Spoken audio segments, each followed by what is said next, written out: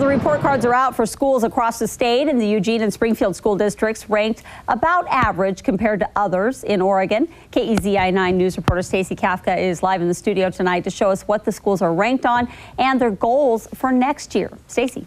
These school report cards include graduation rates, a 1 to 5 rating, and how the schools stack up compared to similar schools in the state.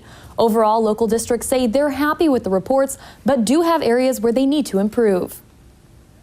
Most of the schools in the Eugene-Springfield area are about average compared to other similar schools. Overall, our schools perform fairly well compared to all of the rest of the schools in the state of Oregon.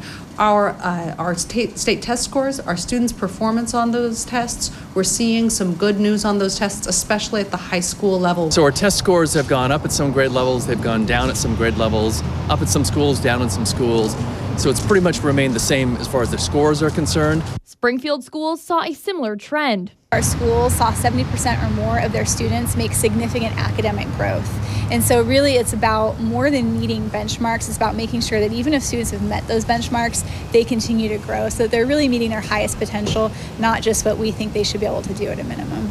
But for both South Eugene High School and Springfield High School, the districts say their drops in rankings don't necessarily mean students aren't performing well on state tests. But it was brought down by a level because not enough students in certain groups participated in the tests. So that's certainly something we have to look at. We need to be making sure that enough of our students in every group of students are taking these assessments. With Springfield High School, unfortunately, that's not reflected in their overall school rating.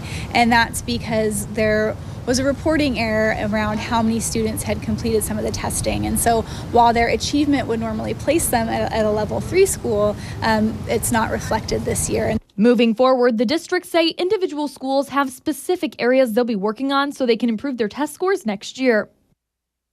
Springfield says the biggest achievement this year is Hamlin Middle School going from a level 3 to a level 4 school. And Bethel says it's excited Willamette High School had the highest graduation rate out of the local schools. Live in the studio, Stacey Kafka, KEZI 9 News.